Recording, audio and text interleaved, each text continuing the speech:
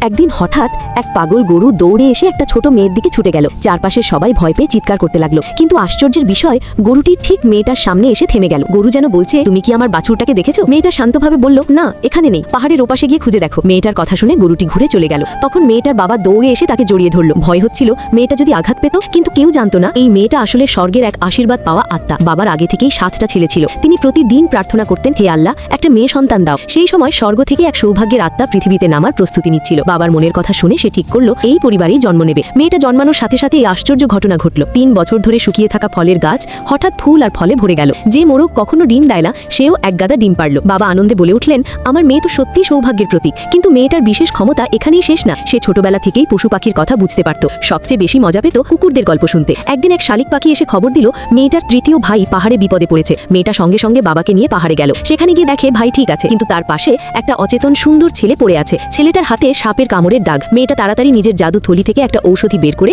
ছেলেটার মুখে দিল। কিছুক্ষণের মধ্যেই ছেলেটা জ্ঞান ফিরে পেল। ছেলেটা আসলে রাজ্যের যুবরাজ ছিল, কিন্তু সেই নিজের পরিচয় গোপন রাখলো। ঠিক তখনই আবার সেই পাগল গরু মেয়েটার দিকে দৌড়ে এলো। সবাই ভয় পেয়ে গেল, কিন্তু গরুটি শান্তভাবে দাঁড়িয়ে বলল সেটার বাছুরকে খুঁজছে। মেয়েটা আবার তাকে পথ দেখিয়ে দিল। গরুটি শান্তভাবে চলে গেল। এই দৃশ্য দেখে যুবরাজ অবাক হয়ে গেল। এরপর মেয়েটা মনে করলো গরু তাকে বলেছিল পাহাড়ে একটা গুপ্ত জায়গা আছে। সে সবাইকে নিয়ে সেখানে গেল। গিয়ে দেখে পুরো জায়গা জুড়ে বড় বড় জিনসেং গাছ। সবাই মিলে সেগুলো তুলে বাড়ি নিয়ে এলো। পরিবারের সবাই খুব খুশি হয়ে গেল। সবাই বলল এই মেয়েটা আমাদের ঘরের লক্ষ্মী। কিন্তু বাবা হঠাৎ দুঃখ করে বললেন, ইস, যদি চতুর্থ ছেলেটা আজ এটা দেখতে পারতো। কারণ খুব গরিব থাকার সময় চতুর্থ ছেলেকে অন্যের কাছে দিয়ে দিতে হয়েছিল। মেয়েটা বলল, চলুন আমরা শহরে গিয়ে ভাইয়াকে দেখে আসি। পরের দিন সবাই শহরে গেল। ওদিকে যুবরাজ জেগে উঠে দেখলো তার গলার দামি লকেট নেই। মেয়েটা হাতে নিয়ে বলল, এটাই খুঁজছেন? যুবরাজ অবাক হয়ে গেল। মেয়েটা মনে মনে ভাবলো এই ছেলেটা নিশ্চয়ই বড় ঘরের কেউ। তারপর সে যুবরাজের পাশে বসে বলল, ধন্যবাদ দিতে চাইলে একটা প্রতিশ্রুতি দাও। এই বলে সে যুবরাজের গালে একটা চুমু দিল। সবাই অবাক হয়ে গেল। 6 নম্বর ভাই দৌড়ে এসে বোনকে কোলে তুলে নিল। বলল, আমার বোনের কাছ থেকে দূরে থাকো। যুবরাজ লজ্জা পেয়ে বলল, আরে কে কাকে সুযোগ নিচ্ছে? পরের দিন তারা চতুর্থ ভাইয়ের দোকানে গেল। গিয়ে দেখে খালা তাকে তাড়িয়ে দিতে চাইছে, কারণ দত্তক বাবা মা মারা যাওয়ার পর